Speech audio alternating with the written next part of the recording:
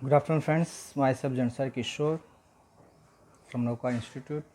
Today I will teach in Standard 11 the main book Hornbill, chapter number 1.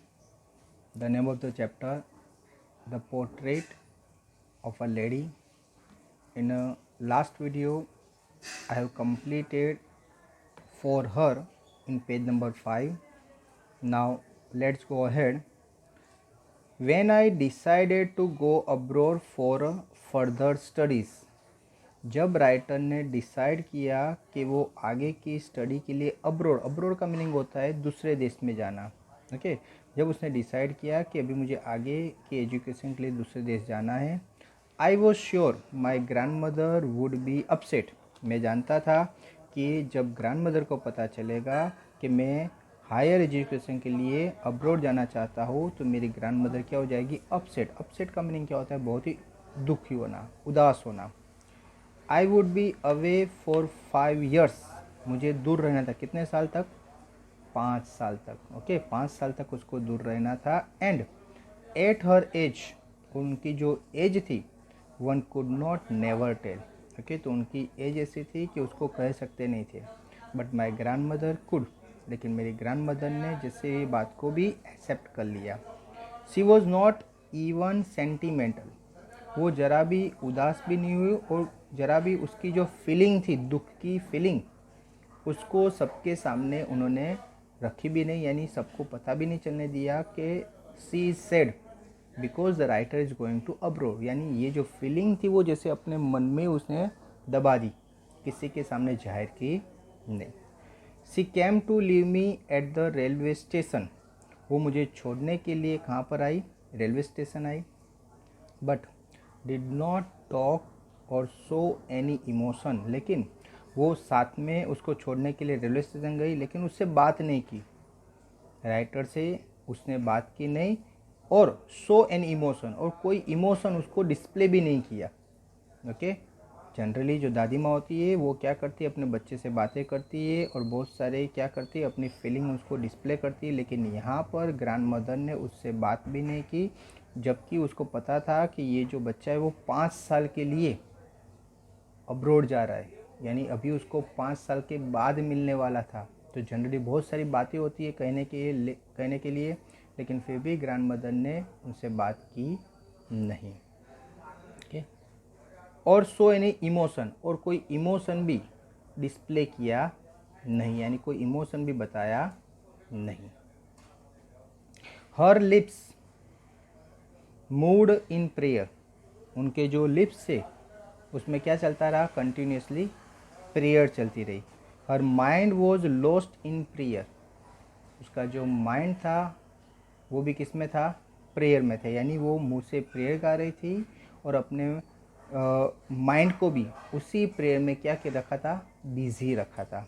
Her fingers were busy telling the beads of rosary, और उसके जो fingers थी वो भी एकदम busy थी, किसके लिए, उसके मेरे बोले उसके हाथ में क्या थी, रोजरी। रोजरी का मीनिंग होता है रुद्राक्ष की माला, उसमें 108 मोती होते। वो मोती को क्या करते हैं, जो एजर होते वो क्या करते, घुमाते, यानी और घुमाते घुमाते क्या करते, गॉड का नाम लेते। तो उनके जो मुंह में प्रेयर चलती थी, उसके माइंड में भी प्रेयर चल रही थी, और उसके हाथ से वो जो मोती की माला थी उसको क्या कर रही थी, वो घुमा रही थी। Silently she kissed my forehead, बिना कोई आवाज़ किए उसने जब वो जा रहा था तो उसके फोरहेड पर, सिर पर क्या किया, किस किया।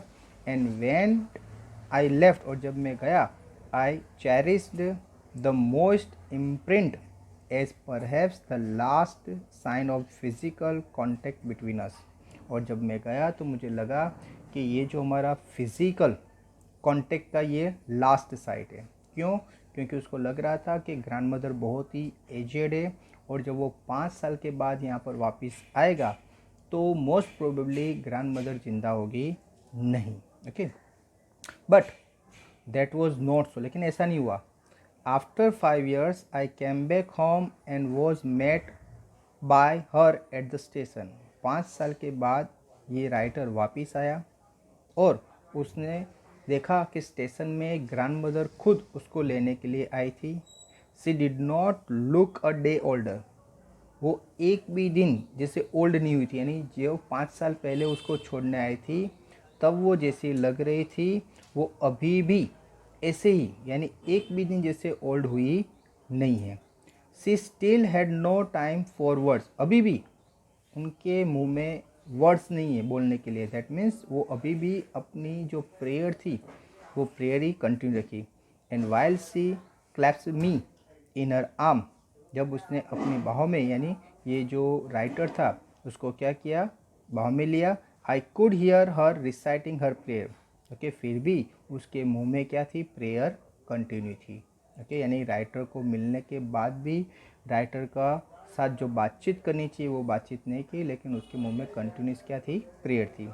Even on the first day of my arrival, जब राइटर आए थे यानी पहले दिन, her happiest moment were with her sparrow, तो ये राइटर आया था फिर भी उनका जो हैप्पीएस्ट मोमेंट था किसके साथ, स्पेरो के साथ, वो हैप्पीएस्ट मोमेंट उसने क्या किया, एंजॉय किया।